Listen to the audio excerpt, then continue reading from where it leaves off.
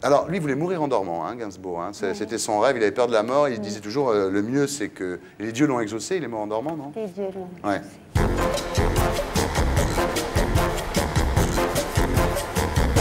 Bambou, bonsoir. Bonsoir. Donc, Yves Parlier. Bonsoir. Qui n'est pas dernier du Vendée Globe, contrairement à ce qu'on aurait pu croire. Romane Boringer, Kamel, Axel Lafont, voilà. Il y a de plus en plus de filles sur ce plateau, ça devient très sympa.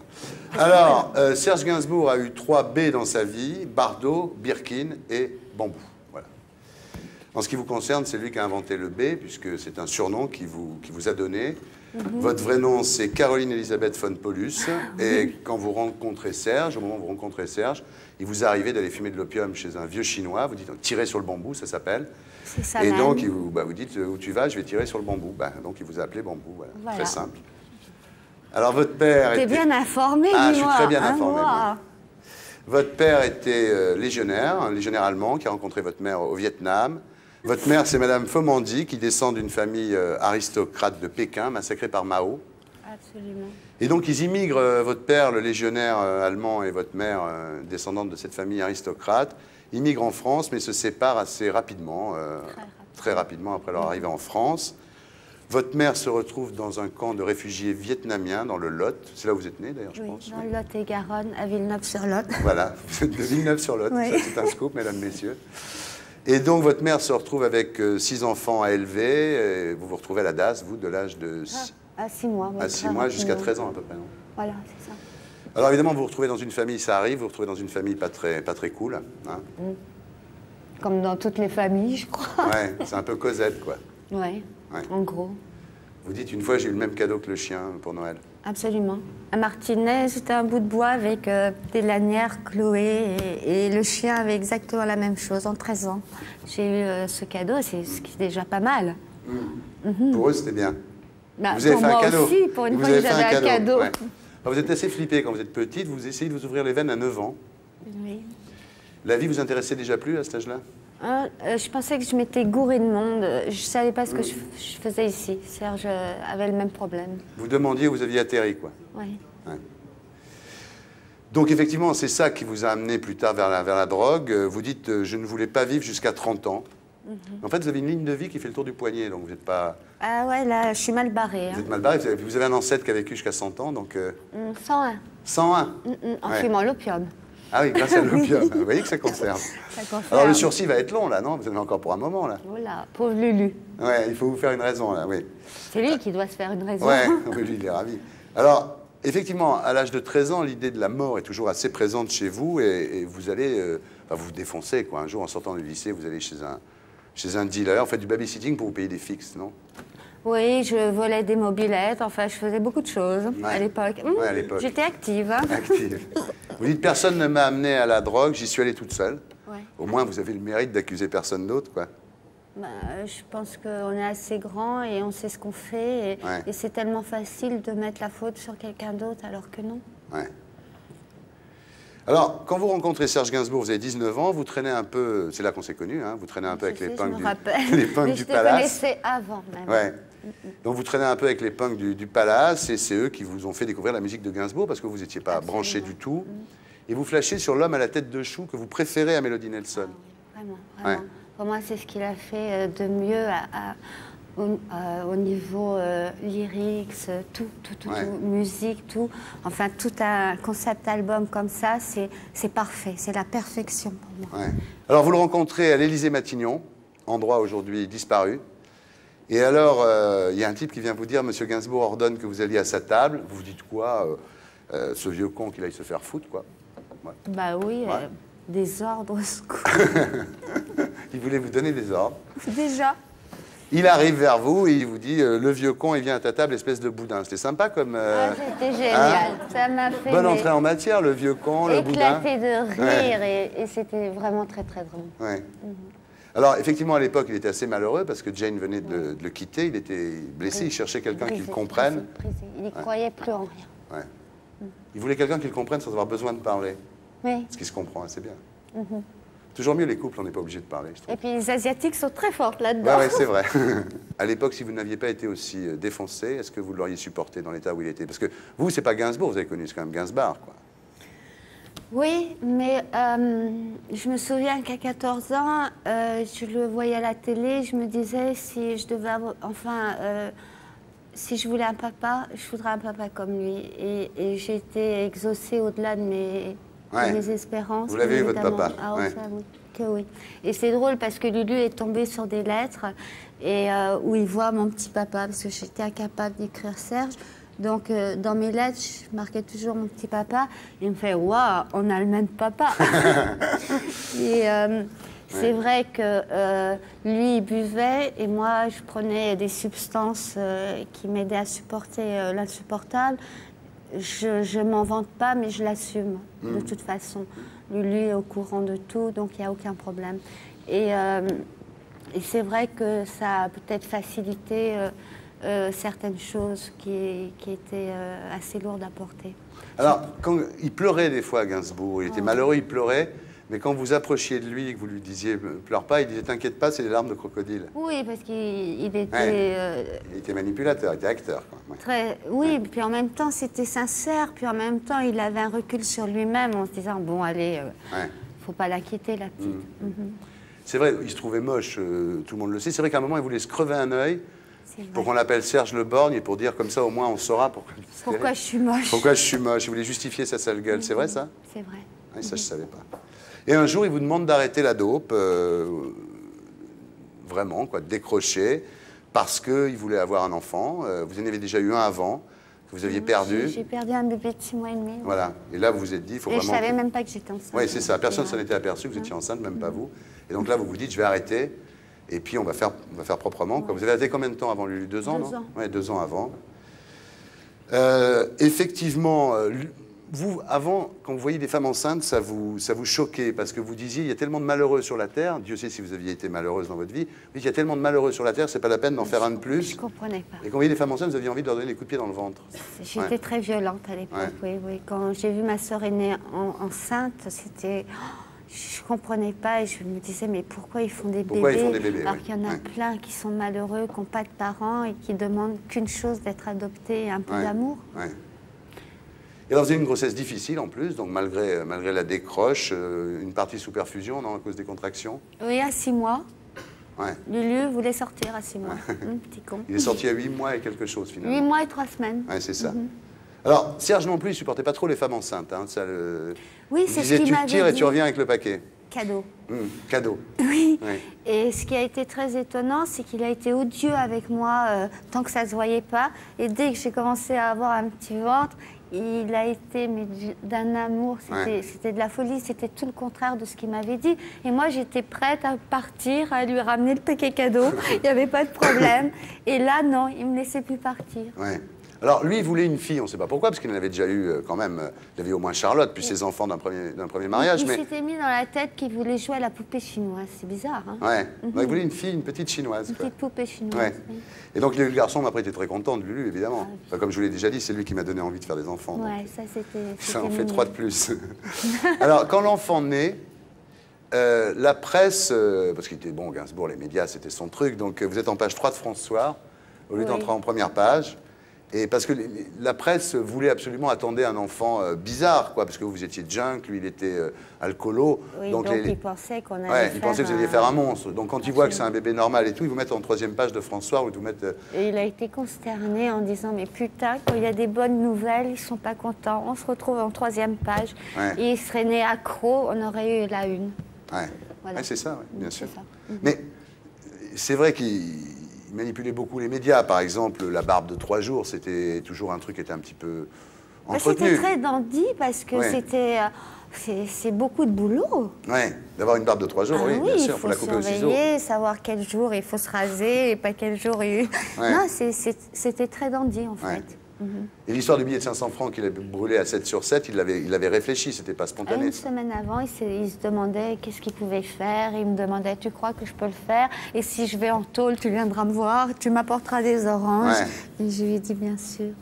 Donc il savait tout ça, C'est vrai qu'il a pleuré quand il n'a pas eu la une de match, parce qu'il pleurait toujours pour avoir la une de match. Parce qu'il ne l'avait jamais eu. Il ne l'avait jamais eu. Un jour, il vous dit, je l'ai eu, les gens de match au téléphone, si tu te montres sur la une avec le bébé, il nous la donne. Vous vouliez le protéger, ce bébé. Et malgré tout, vous l'avez fait? Oui, je l'ai fait. Et il a eu sa une. Il a eu sa une de match, oui.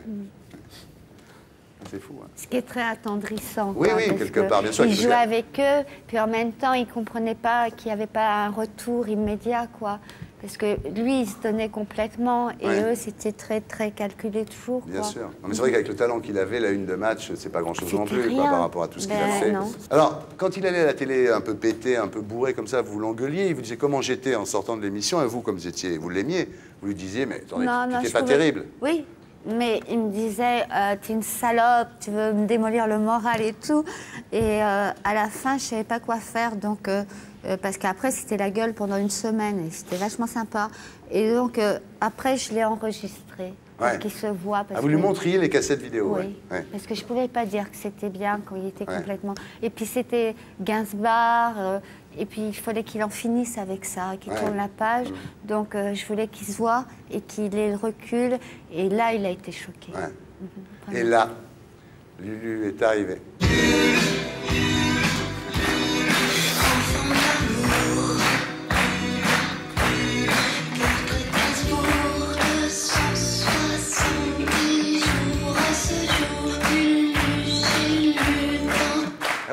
La séance d'enregistrement, ça a été terrible. Il vous a...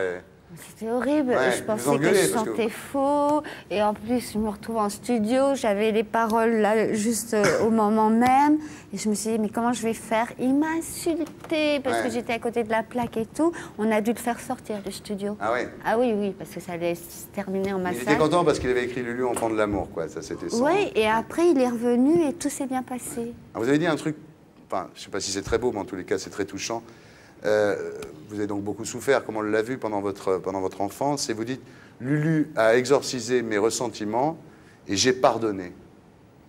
C'est vrai. C'est-à-dire d'un seul coup, vous avez pardonné au reste du monde envers qui vous aviez une vraie violence. Au passé, oui, j'avais plus de rancœur quand Lulu est né. Vous êtes réconcilié avec le monde. Oui. Et lui, il a dit j'ai sauvé une vie en donnant la vie. C'est vrai.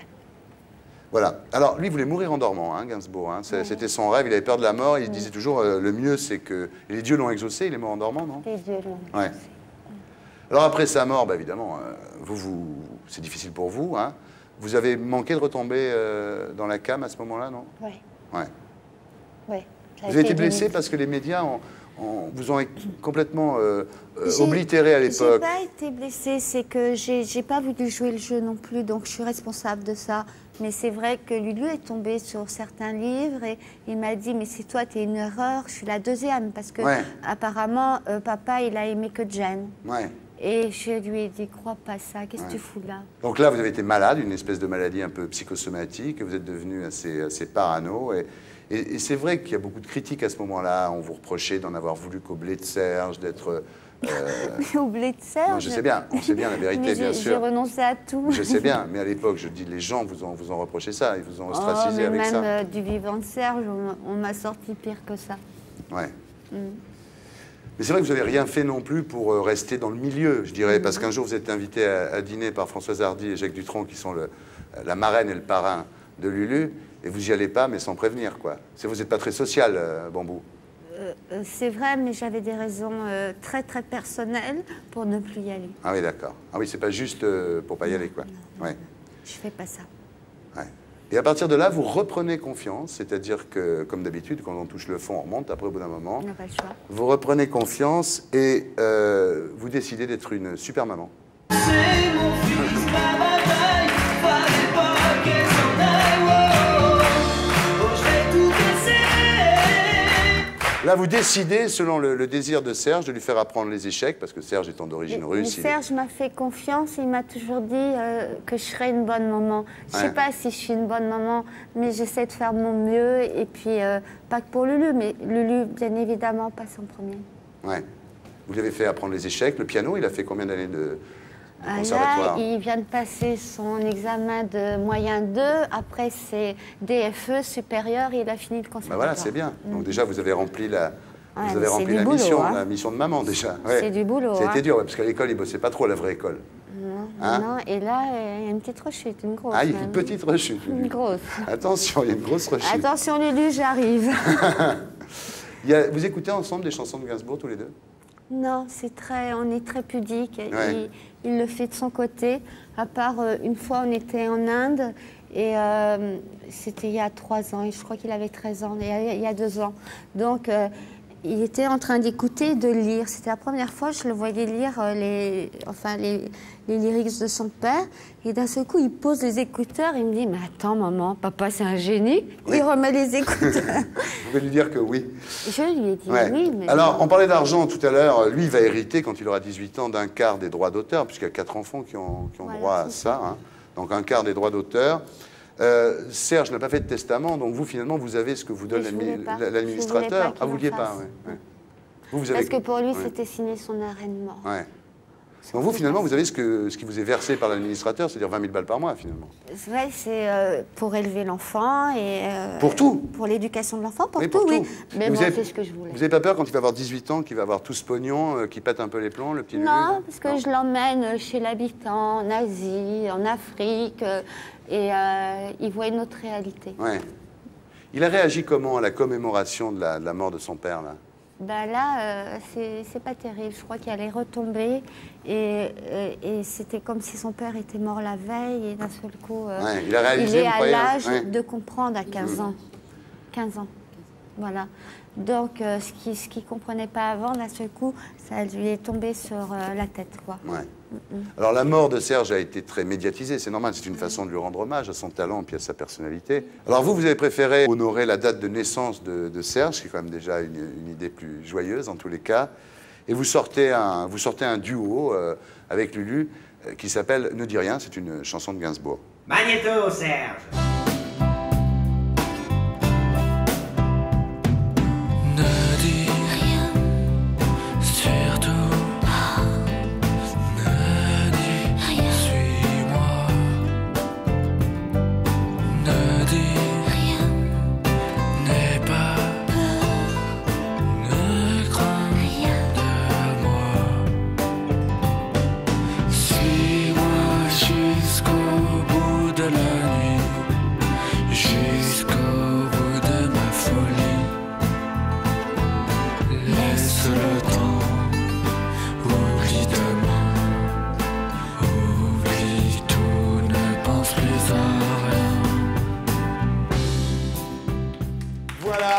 Bambou et Lucien Gainsbourg, Ne dis rien, donc, avec tous les musiciens de Serge qui l'ont connu tout petit. Lui joue du piano, c'est lui qui fait le piano. Voilà, puis ils l'ont connu tout petit, et voilà, ils l'ont vu grandir. Ils vous ont vu enceinte, oui, pour commencer. Oui. Ça devait être... C'était possible que dans ces conditions-là, sinon il l'aurait... Enfin, c'est lui qui a voulu, c'était ses exigences, et il m'a dit, tu veux que je grandisse, alors bouge-toi le cul. Alors, ok. Bambou et Lulu, ne dis rien.